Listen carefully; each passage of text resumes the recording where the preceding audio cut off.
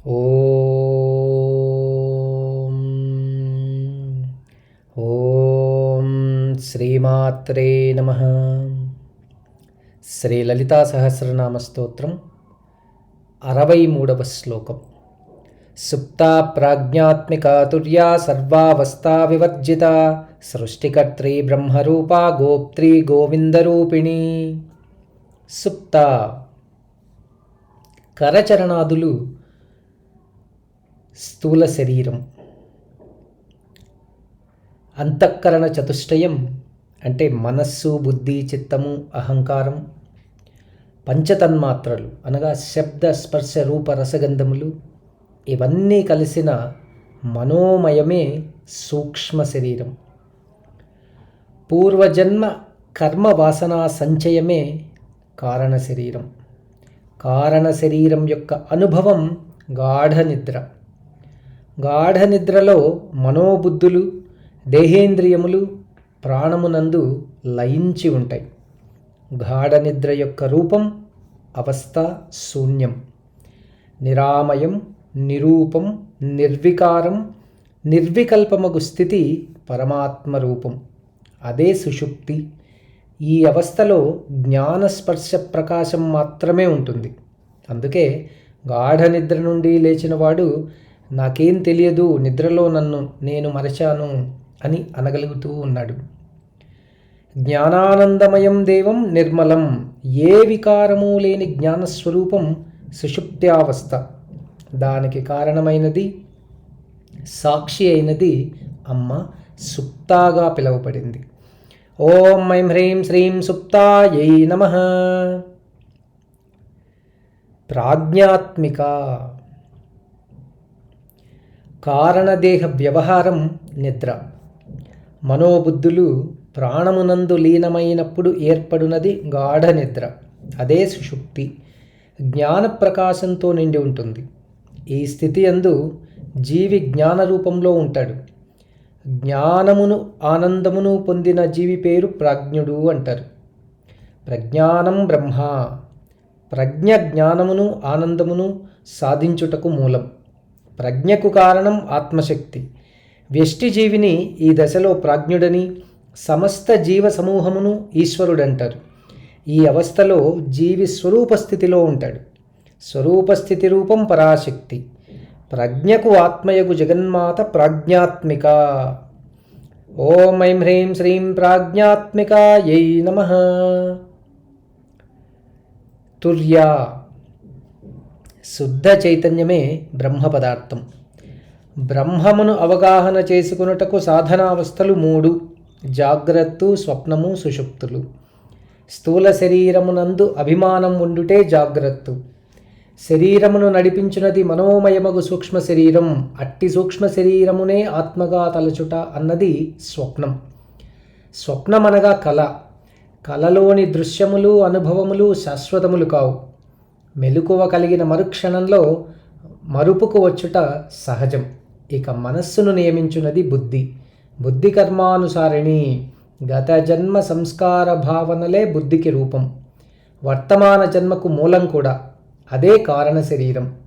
వీటిని శాస్త్ర ప్రమాణములచే చక్కగా అవగాహన తెచ్చుకొని నిర్లిప్తతాభావంతోనూ తటస్థ విధానంలో ఉండు భావనాశూన్య స్థితియే సుషుప్తి, గాఢ నిద్రావస్థ. గాఢ నిద్రలో మనోబుద్ధులు లయమైనప్పుడు అది స్తబ్దత. అట్లు లయం కాక మెలుకవ లేక గమనింపులో ఉన్నప్పుడు అది సాధన. ఈ 3 అవస్థలను దాటిన మనోబుద్ధులు సహస్రారంలో లయమవుతాయి. అప్పుడున్న అవస్థ, అనుభవం నిరామయం, నిర్మలం, నిరంతరం. అదియే తురీయాతీతావస్థ. సర్వం కల్విదం బ్రహ్మగా అనుభవంనకు వస్తుంది. దీనికి కారణమగు పరమేశ్వరి. అందుకే జగన్మాత తుర్యా. ఓం ఐం హ్రీం శ్రీం తుర్యాయై నమః. సర్వావస్థా వివర్జిత. యత్ర నాణ్యత్ పశ్యతి నాణ్యత్ శృణోతి నాణ్యత్ ద్విజానతి స భూమా అని శృతుల వివరణ. ఎక్కడ ఏది కనపడదో, వినపడదో, తెలియబడదో అదియే తురియాతీత స్థితి.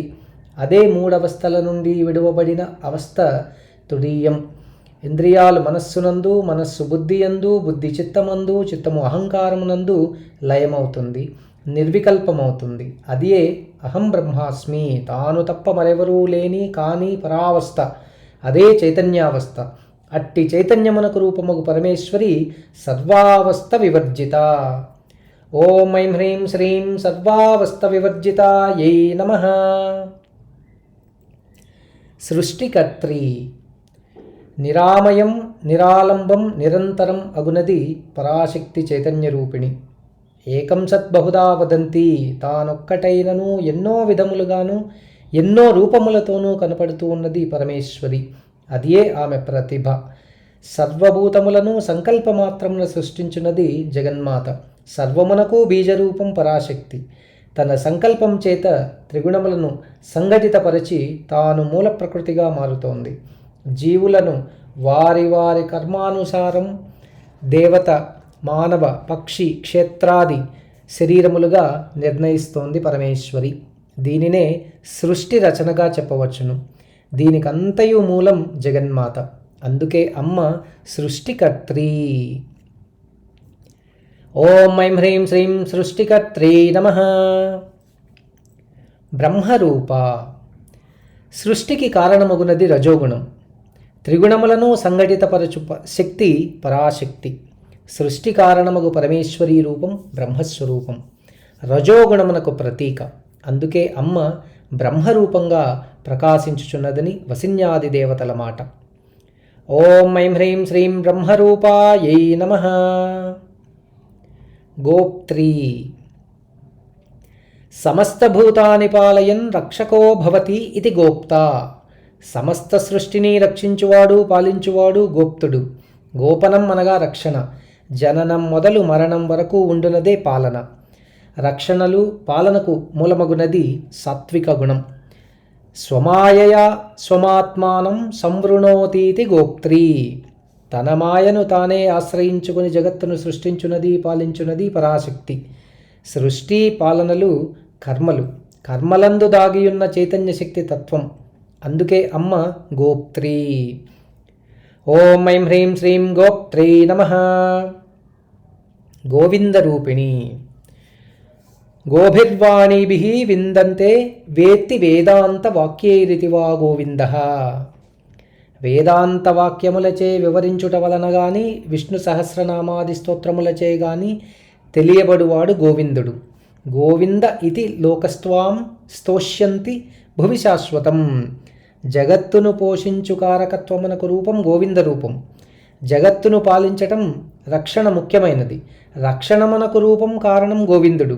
సర్వధర్మాన్ పరిత్యజ మామేకం శరణం వ్రజ అన్న బోధన కూడా రక్షణ కర్తవ్యంను సూచిస్తోంది. గో అన్నదానికి ఇంద్రియములని కూడా అర్థం కలదు. ఇంద్రియ రూపంతో భాషించువాడని కూడా అర్థం. సర్వమును రక్షించుటకు, పాలించుటకు తగిన అమ్మ రూపం గోవింద రూపం.